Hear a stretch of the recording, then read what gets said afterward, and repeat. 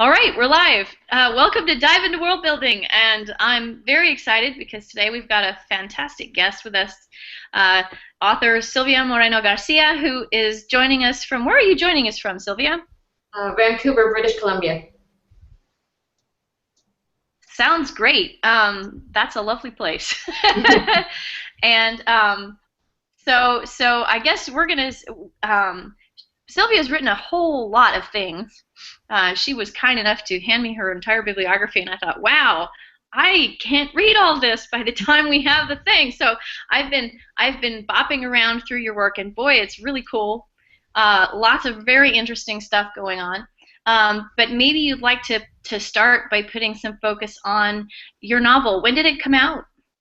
It came out this year in February of this year, so this spring. So pretty new, and it's called Signal to Noise, and it's about it's kind of got two different storylines, one in the present and one in the past. It involves magic and record players and Mexico City.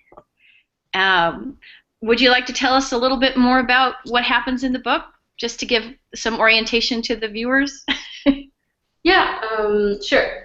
Like you say, it takes place in two different timelines. One is in the 1980s and the other one is 20 years later. And so it's about a group of friends who in the 1980s figure out how to cast magic spells using vinyl records. And then 20 years later, one of them, the protagonist, Meche, goes back to the city for the funeral of her father. And so she meets up again with her family and with some of her friends. And it's been called a literary fantasy, is what it's been called, and that's what it is. Oh, interesting. Interesting. Yeah. When you didn't know what subgenre you were, then people said, "Oh, by the way, it's this." That's cool. Um, it's obviously got a lot of really interesting things going on simultaneously. Um, I was very intrigued by a lot of things, um, but why don't I say, first of all, I love seeing a book that's set in Mexico City. I've only visited the city once, and I found it to be an absolutely fascinating place, and it's really amazing the way that the city feels like such a living, breathing part of this book. Very, very cool. So, have you lived there? Yes, I grew up in Mexico. I didn't leave Mexico until I was an adult. So I've been living in Canada for several years now, but I lived in Mexico City for quite a number of years. So I grew up in an inner city neighborhood over there. Um, was there a particular genesis for this idea that you could tell us about? Yeah, well, I wanted to do something that had to do with sound, and for a while, because both of my parents worked at radio stations, so I grew up in radio stations, and my grandfather was also a radio announcer, so I'm a third generation radio person. So I wanted to do something about music, about sound. And my first attempt didn't work out, so this was my second attempt at doing something related to sound. And I decided not to focus on a radio station per se, but to focus on the idea of music and its influence on people. And so that's more or less how Signal to Noise got started. Yeah, there's certainly I feel a definite connection in the way that you write this between the the power of music to move us and to kind of be an outside expression of what's all these struggles that are happening inside of us, and at the same time the way that it embodies this magical force sort of in the book. It's a I don't know. I mean, it makes me think back to when I was in high school, and you'd hear a song, and it would be like, oh, that is my life, right? Um, and there is a kind of power in the music, and at that time I was listening to the radio quite a bit, so it's really fun to see you taking that and taking it to the next level. Um, and it makes, yeah, makes for a lot of really interesting personal situations as well. So um, did you so let me ask you about your research. Did you work so okay, I'm going to try to connect this with my questions about Mexico City. So, did you take a visit to Mexico City in particular to research particular areas for this book, or were you referencing things from your memory of living there, etc.? How did that work for you? I was just remembering what it was like when I was growing up in Mexico City. So basically, it's my neighborhood, and it's what I remember of what the city was like when I was growing up there. And That's I have a pretty good memory, so. yeah, I mean, yeah, absolutely. um, So I didn't have to fact check that. I had to fact check some years of songs and music, which I didn't quite remember at the back of my, I didn't really remember some years of music and things like that. I had to check some of that. But I remembered the music and what was on TV and what people were wearing and how we were like and what the city felt like at that place in time in the 80s. mm-hmm. Big hair.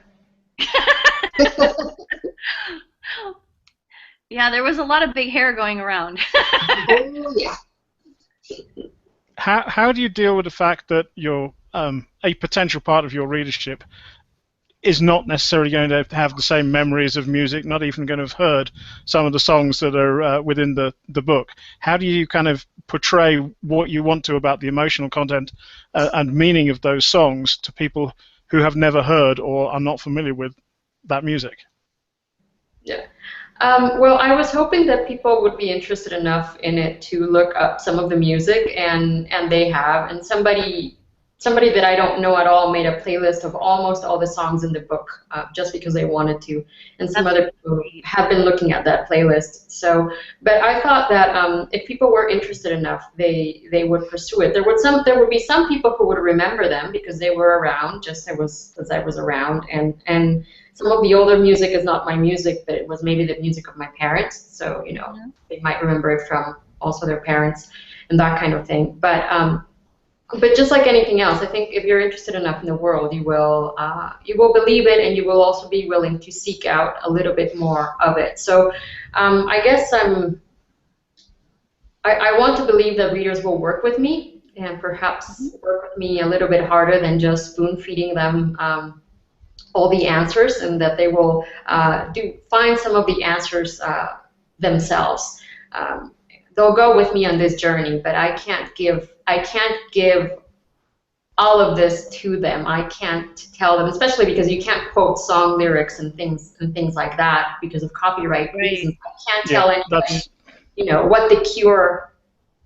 I mean, I can tell them what the Cure feels like, but it's hard for me for them to completely get it unless they listen to it. I could write a monograph about the Cure and a specific song about them and tell you what they were like, but unless you listen to that music, you don't completely get it. So it's, I guess, asking the readers to go along with me. And the good thing about the internet, about this era of the internet, which has lost some of its magic because you can get access to things so easily that it's not a discovery anymore. But on the other hand, it is so easy to find all these things on YouTube that if you have a cell phone, you can find them pretty quickly, whereas back in the day, in 1989, you would maybe have to go to the record store or ask your friends if they had it or see if they would play it on the radio.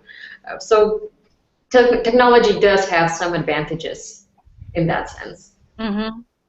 Yeah, actually, it's almost like the internet can conspire with your book because it makes it so much easier for people to follow along and come with you and do the extra research that they need to do. if they feel like exploring it. Though I will have to say, even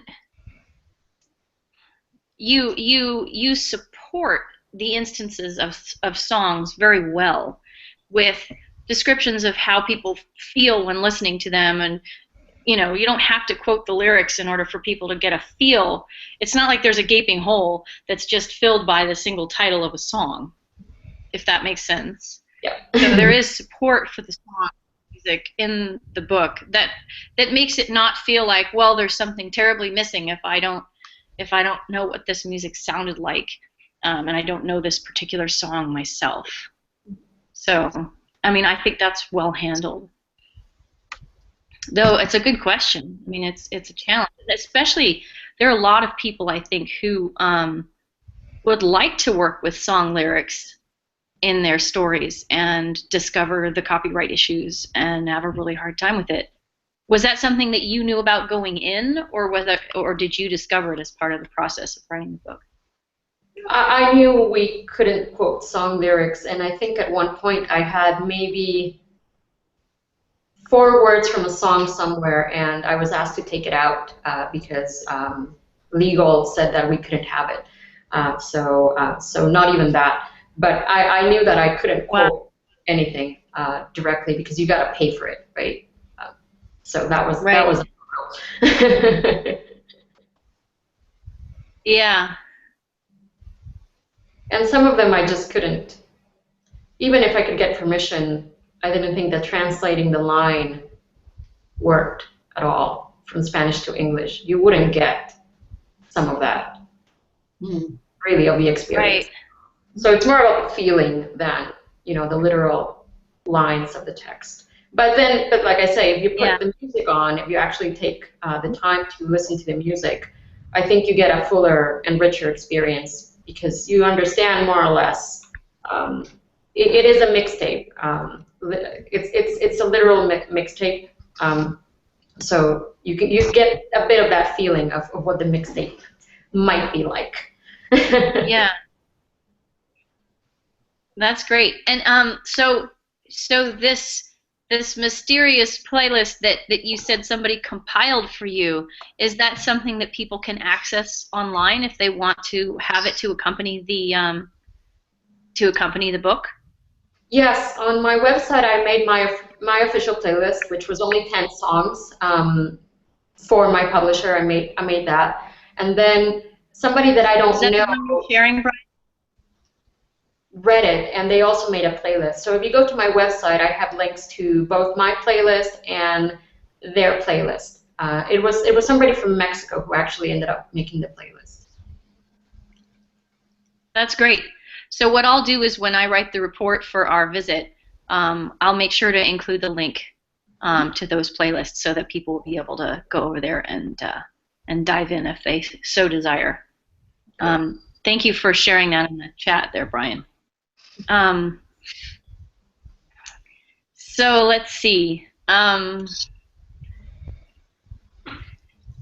You've already mentioned that you did a bit of research into what songs occurred in what years and what the music scene looked like in particular years. Was there a lot of research for this book? I mean, I don't know. It's very detailed and alive. So clearly, there's a lot of very clear memory coming into it. But did you also do particular research on the 80s or particular social scenes or that kind of thing? No, it's a lot about what our life was like back then.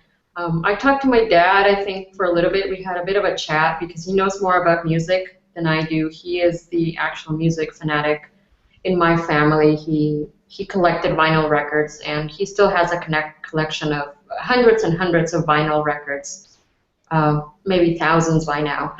So I talked to him for a little bit. We were not talking years or anything like that. We were talking more about mood, I think, was what we were discussing. And some of his favorite bands were what we were talking about. So things from the 70s and things from the 60s.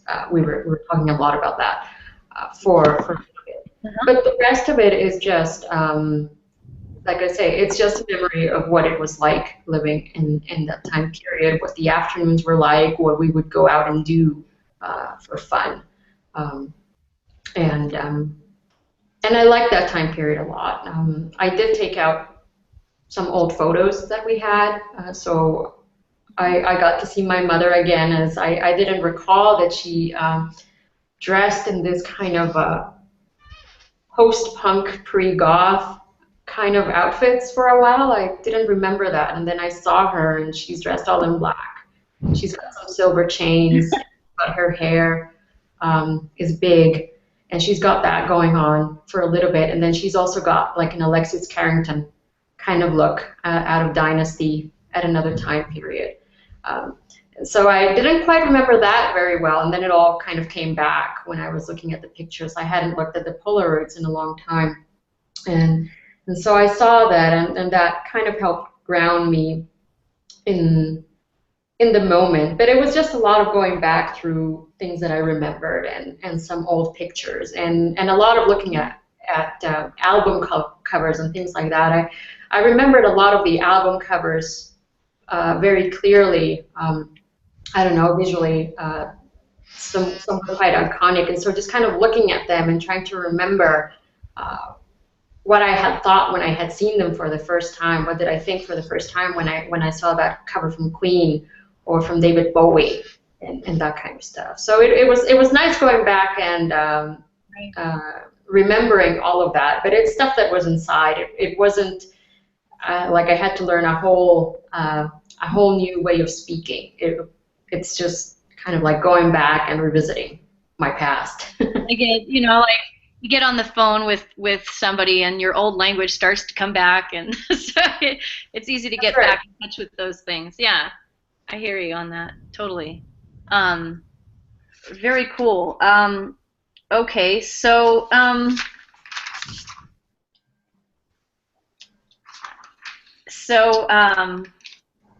oh, I don't know. I noticed. So there's a lot of wonderful detail in this book, and I noticed little things like the fact that she's got a torta for lunch, and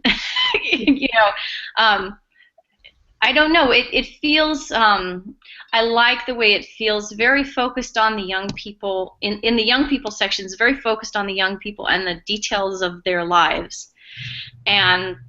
I didn't get too far into it. I apologize for that. But the later years, Misha seems like she's much more internally focused and haunted by memories and stuff like that. So it may be that she changes over the course of the book, and I have no doubt that does happen. But I was definitely very intrigued by the way that the two narratives came across very differently. And I would love to, after this, I'm like, oh, I should go explore what else happens as the book continues. Did you put a lot of work into making sure that the two threads were distinct in voice? Yes, they jump back and forth in time. So, and in the present, we only have one point of view. We only have Misha, but in the past, we are jumping between many different points of view of many different characters. But in the present, we're just focused on her because in the present it is a mystery. We don't know what happened, so we are only seeing it through her eyes, and then you will get the answer at the end.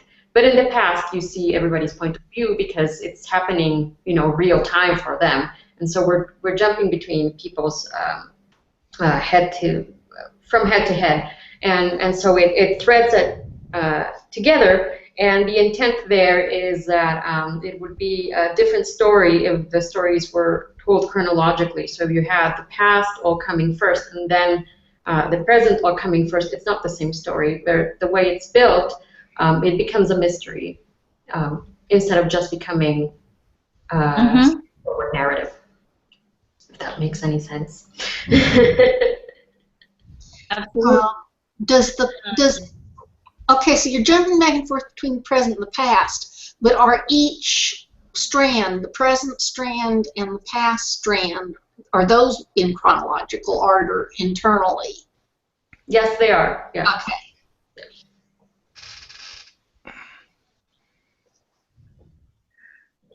I'm over here taking notes.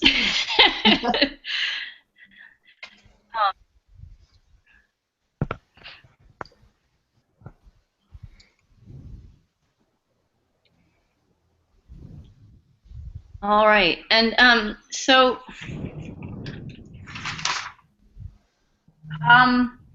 one of the things, and I'm trying to figure out how to bring up this next piece. One of the things that I notice is that this is not a rosy view, I guess you'd say. It's not an idealized rosy view of the past. It's not, oh, you know, everybody's a perfect student, and there are all these houses in the neighborhood, and nothing is ever dirty or wrong or anything like that. I mean, there's a realism there, but it also extends to some pretty serious, like the fact that she discovers the magic by cursing somebody to get a broken arm. That's pretty dramatic, and well, from what I've seen in your other work, you don't shrink back from these situations where crazy stuff happens and things go terribly wrong, and you know, people get hurt. So yeah, I'm not sure I'm not sure where I'm going with this, but I think is there a sensibility that you have about issues like that you might be able to explain to us? Well, I was talking to somebody the other day on the internet, and two people, and they said, they were joking, and they said, I thought I was the only person who spent hours in the shower staring at the soap, trying to move it with telekinetic powers, like, kind of like trying to move it with my mind. And I don't know. I think there were several people that tried that, and I know it's true, because there was something terribly frustrating sometimes about growing up. In the case of these people, I think they were trying to move the soap so that they could hit somebody in the head with it. I think their intent was to beam somebody with a soap with telekinetic powers, and it never worked. But they were saying, and they were joking about it, and so I think it's quite a common feeling. Maybe that particular example is because of Carrie, the movie came out at a certain time point when they were young, maybe. But yeah, I think there's a certain frustration when you're growing up, and depending on where you're growing up, if you're not growing up with all the nice things that everybody is growing up with, and you're growing on the wrong side of the tracks, you know, you can get pretty angry. But the other thing is that I don't know. I think people they want to think that, most people want to think that they're better than they really are, and when they look back at their past, we like to pretend that we were all very good and we were all very nice. But I think most everybody was an asshole at one time or the other. I was an asshole. I certainly remember that. I did assholeish things, and people did stuff to me. But I was also, whenever I had a little bit of power, I would, you know, crush the person who was lower on the power ladder than me, right? Because you got a bit of a thrill. So if you had a power ladder this long and you were on step number 2, you were crushing on people on step number 1, and meanwhile step 5, 4, and 3 were crushing on you, and that's how it worked. It wasn't nice. I remember the schoolyard being violent and mean and bad and horrible sometimes. And even now as adults, we're not nice people. People pick fights over the pettiest of things. They talk and they whisper and they do all kinds of things. On the other hand, people can also be really, really nice and really cool. And there are moments when you're young when that comes through. When people can be really very generous and very loving to you. But I don't like to forget all the bad parts, because it would not be true, and I think books should be about truth, or any story should be, ultimately.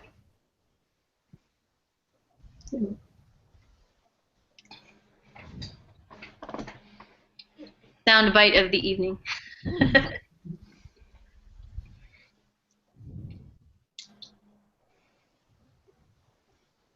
Yeah. Okay. Yeah. I mean, when I was looking around through reviews of the book, one of the things that I noticed is people saying that Misha was not likable, and that's always one of those little words that makes my flags go up, and I say, what does that mean, not likable? Come on, let's get a little deeper into this here. Have people said that to you, and what is your reaction to that? Yes, they have. I think some people really love her because she is not likable, quote unquote. Some people are more put off. I think, well, there's two things. One is that I don't think characters have to be likable to be interesting. Otherwise, nobody would be watching Hannibal, and everybody was glued to their TV sets the other day, or Game of Thrones, or a number of other, TV shows and books with deeply unlikable characters. The Talented Mr. Ripley is another one of my favorites. Yeah. And really great books have deeply unlikable characters, and they're still great books. Madame Bovary is unlikable. It's still one of the most beautiful books I have ever read. So I don't think it matters in the end. But I also think that we are very willing to accept more unlikable characters when they are men. So when you have somebody like Heathcliff from Wuthering Heights, and he is a complete douchebag, he is just awful, but he is romantic, right? Or, 50 Shades of Grey is a modern example, I think, of a character who is just terrible. But, but somehow people find him, quote unquote, romantic. And you have a female character who kind of has this hard, a little bit of a shell, and suddenly it's like, oh, I don't like her, I don't want to read about her, whatever. If she was the guy, we would all be rooting for her. Yeah. And I do think there's that dichotomy. But one of the things is that I like to fuck around with people, so I didn't want to make her nice. She is who she is, because I think women are who they are, and women are not always nice. Sometimes they are difficult and complex, and they have different facets, and they can love, but they can also be unlovable. And so that I wanted to do that with her, and I have heard some people who have said it was hard to like her and whatever, but I also have heard women who have said they adored her because they reminded them of somebody that they knew or themselves, or that they just loved hearing that kind of voice because they didn't get to hear that kind of voice very often. So I'm pleased with her, even if sometimes people don't like her. Yeah, I totally understand that point of view, and I thought she was very intriguing. Even from the first page, you go, oh wow, Well, so here's an example. I think about when I read The Pillow Book by Sei Shonagon, and one of the things that makes this book most intriguing is Sei Shonagon was writing her diary back in the year 1000, and she's not very likable, and she's got attitude coming out her ears. I mean, this woman is going to tell you what it was like and who sucked and who didn't suck, and she's just going to lay it all out there for you. And there's something wonderful about that, because not only does it feel real, right? But when you're dealing with somebody like Misha, who's going to just lay it out there and go, yeah, that sucks, and I mean, you feel first of all like you're not being put on, like you're not, nobody's messing around with you, the author's not trying to mess with you, but also because there's something very grounded about those kinds of attitudes, and this is something that I find very intriguing in lots of different books, but it's the sense of the characters, the point of view characters' judgment, and how that gives dimension to the world that surrounds them. Yeah. And I immediately get that read on Misha and what's going on around her. which I think adds a whole lot of extra dimension to what's going on. Because it's not just, well, and there was this thing, and then there was this other thing, right? But you feel her interacting, and you feel her saying, oh, this is bad, oh, this is great, this is, and Sebastian's so frustrating, and, it's fun. It definitely takes it beyond just what it would be if it were just plain description. So you're very skillful with that. I think it's the strength of the character.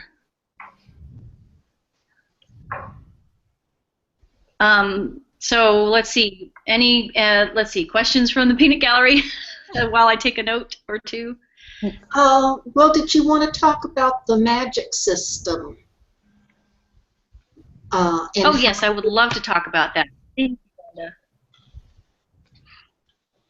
The magic system. There is no magic system. Magic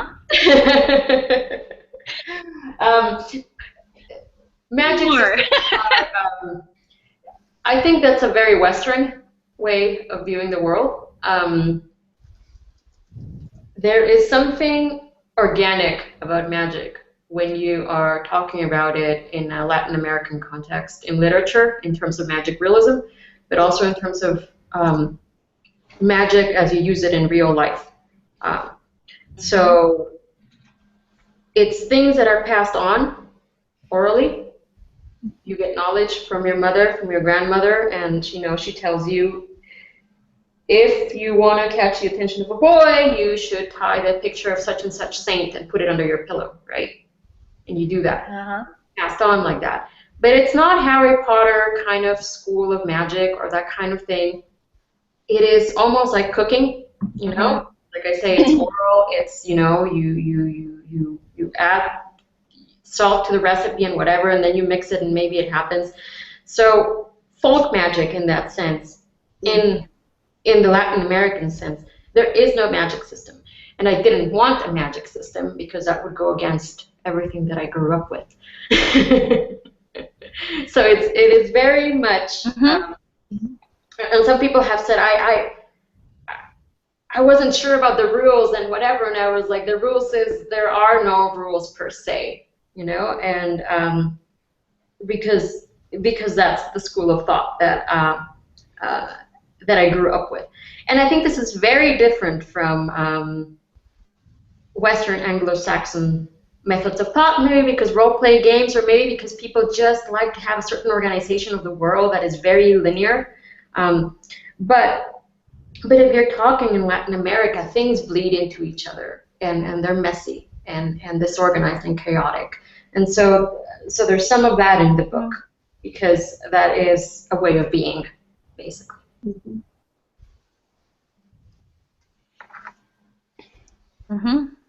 That's a very interesting way of putting it. I never really thought about letting magic just be loose and messy. Yep. Interesting. Yeah. I did write somebody's name and I put it under the pillow, but I can't tell you for sure if it worked out.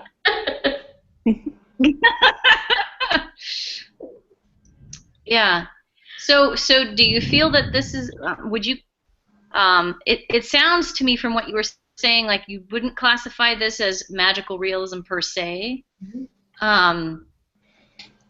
But do you feel that you've taken influence from particular works of magic realism or anything like that?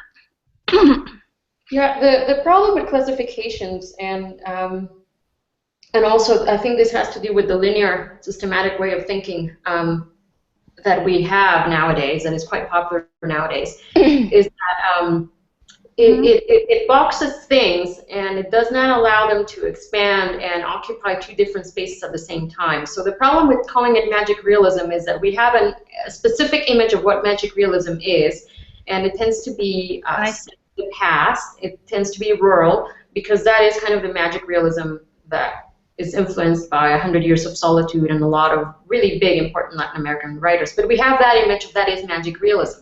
So when you transfer it to an urban setting, people are confused, and so they think it doesn't belong there. But then if you call it urban I fantasy, see. people also have a very delineated view of what urban fantasy means, and they think it means hunting werewolves or vampires, and this book doesn't have anything to do with that. And then if you call it fantasy in general, a lot of people start to think that it requires that kind of magic system that I mentioned that I don't use. It requires dragons and unicorns and maybe epic fantasy. And so it becomes very difficult when you're trying to put something on a shelf like that to kind of escape people's preconceived notions of a work. By naming it, you are almost kind of killing it. So we eventually ended up calling it a literary fantasy because we thought it was a thing that would be least damaging to the work itself. Nevertheless, people have been calling it a number of things at the same time. So some people say it's young adult, and some people say it's adult, and so it has been classified in like 6 or 7 different ways by different people. A romance, it was also classified as a romance. And so in the end, I feel always very uncomfortable with categories because I do not like to exist within categories, and I do not like to be a single thing. And so I find myself struggling all the time with these labels and with the assignment that you get on a bookshelf. And especially if you're Latin American, you get put, for example, my book was on like the Latin American bookshelf with books that have nothing to do with it, you know, so like maybe with like nonfiction books that have to do with Latin America. And you're put there because you're Latin American. And then you're put in these other places and people dismiss you because you belong to a certain category. So it's kind of an uncomfortable situation. And I understand why labels are used and why categories are used. They're easy for browsing. If you're at a library or a bookstore, you gravitate toward a certain shelf and that kind of thing. But I also would hope that as readers, we would be more adventurous than we sometimes are, and we would not be so troubled by definitions, I guess is my point. Yeah. Yeah, no, and I think, well, I mean, so I agree with you, and I think it's a really tricky question because there is that, in particular when it comes to bookstores, that drive to put things on a shelf with other things that are like them. And yet, there are a lot of different ways to classify books, right? And a lot of the books that are the most successful are these ones that are fusions of different kinds of things, you know. Harry Potter, for instance, is sort of a fusion of a classic story about going off to boarding school and then also suddenly taking this whole magical side to things, right? I mean, so it's kids fantasy plus boarding school story plus various other things, and all of a sudden you've got this amazing thing, right? But then once, of course, it becomes successful, it becomes this icon of, well, this is what fantasy is, and then it causes a whole other raft of problems. Yeah. But I see what you're saying about the realism question, because I think there's a similar thing that goes on with animation. And when we talk about anime in Japan, a lot of it is urban, exact opposite of the magical realism situation. Whereas, and then when you look at Miyazaki's work, his work is much more rural. And so you think, well, this is Japanese animation. Is it fair to call it anime? Well, I don't know, because, right? And luckily, Miyazaki's been working for so long, has been so successful that he kind of is a guy unto himself. So I think it's perfectly realistic to sort of say, let's just put this in its own place and let it be what it's going to be. But at the same time, you end up mixing all these descriptions of various types. Yeah. So, yeah, it's fascinating how these categorizations and recategorizations end up happening. I guess that's basically where I am with it. But I'm really glad to hear you lay all of the issues out, because it's definitely a very complicated thing and needs to be dealt with, I think. We need to branch out a bit, especially when it comes to shelving books. I mean, when you're talking about a physical shelf, there's a physical shelf, and I guess that has its own issues. But then again, we're in a position at this point where we can have non-physical shelves, and it would be nice if we get beyond that in a non-physical shelf environment. So certainly be able to put a book on multiple shelves, so to speak. Right.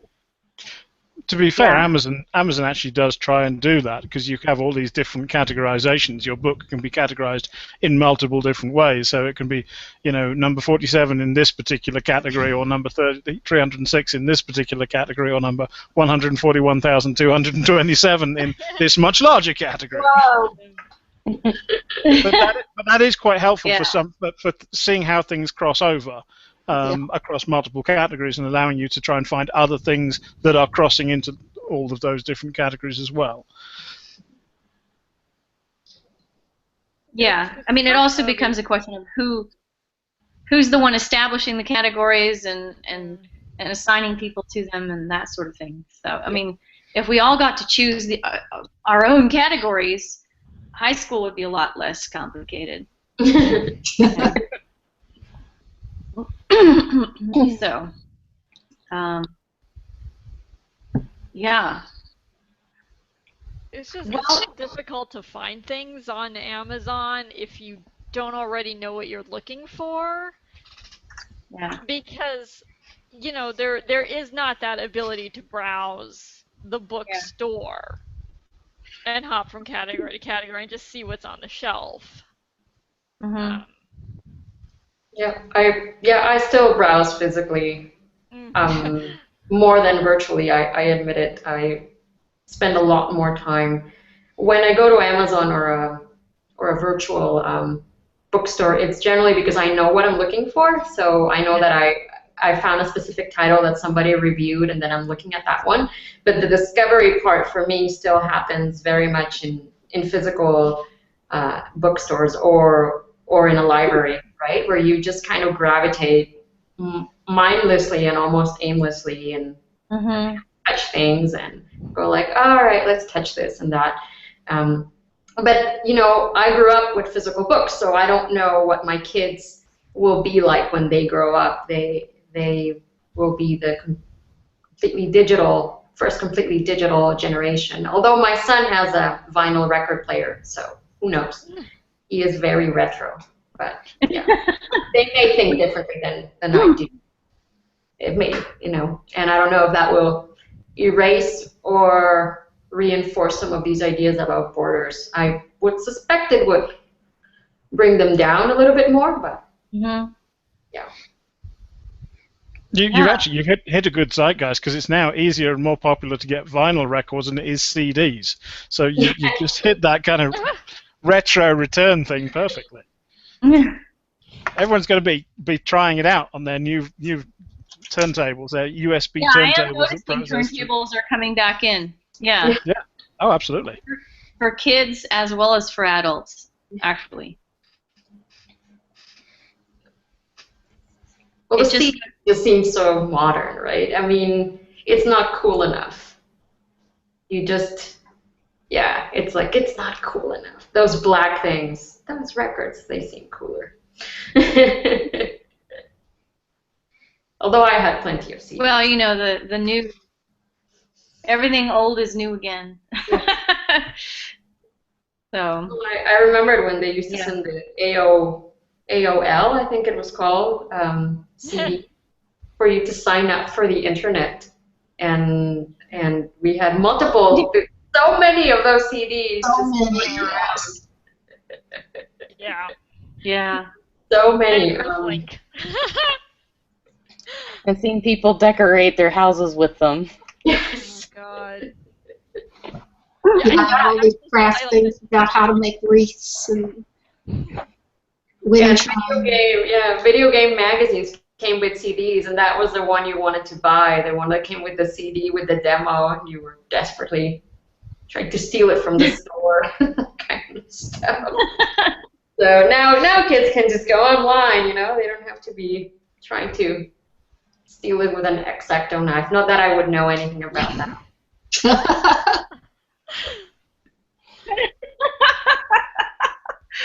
Yeah. Well, so cool. Let's see. We're at 5 minutes to 4. Time flies when you're having a fascinating conversation. So why don't we ask? Let's see. So your book is on shelves and also on from online sources. I see it. You can get it paperback or Kindle from Amazon. And I'm sure you can find it in other places as well. I think I saw it at Borderlands Books, actually, when I was there the other day. So go and buy this book and check it out. Yeah. So any last minute questions, I guess, is what I wanted to ask. I have to go read more of this book because I have to figure out what the other songs are that are in there. I don't know that much Mexican music, but I had a friend in my dormitory in Tokyo who was from Mexico City, and she had this great collection of music that we used to listen to. So now I'm like, oh, I wonder if these people have the same music that Claudia used to listen to. Mexican in Tokyo, all right. I had a Japanese boyfriend, so yeah, they. Oh yeah, no, we were all in a foreign students dormitory. It was a scene, let me tell you, when we were listening to Mecano, who were Spanish, not Mexican, but we were also listening to things like Fobia and Maldita Vecindad. So, so it may end up coming up in there. I'm gonna have to go get my CDs out and listen to them. Yep. I still have CDs, let me tell you. I do too. Yeah, I listen to them in the truck. That's it's my convenient delivery mechanism. I do too. I was actually looking. I need to go find one today because I was going to buy some music, and I was like, no, I had that CD back in 2001. I'm going to go find that CD. So. Yeah, that's right. It's somewhere under some dusty stacks of CDs. Yeah. I don't have many. Well, so thank you so much, Silvia, for coming on. It's been great chatting with you, and you're welcome to stop back into the show anytime you'd like, and just participate in whatever topic we happen to be talking about that week. I'm not sure what our topic for next week is, but I believe it was the return to death. All right. Because we were talking about death. Death Part 2. That's great. I have yet to write up Part 1. Oh, I haven't written up my report yet, but hopefully I'll get to that the next day or so, and so you'll be able to see what we talked about last time. Anyway, so next week we'll be at 3 o'clock and talking about death again, and it was pretty fascinating last time. I mean, it's interesting when you get into topics that people don't usually talk about. So, Brian, you're so silly. This time it's deadlier. Yes, it is. All right, everybody. Hopefully I'll see some of you next week, and I'm going to stop the broadcast so that we can have our private chat afterwards. Thanks, everybody, and go read Signal to Noise. Thank you.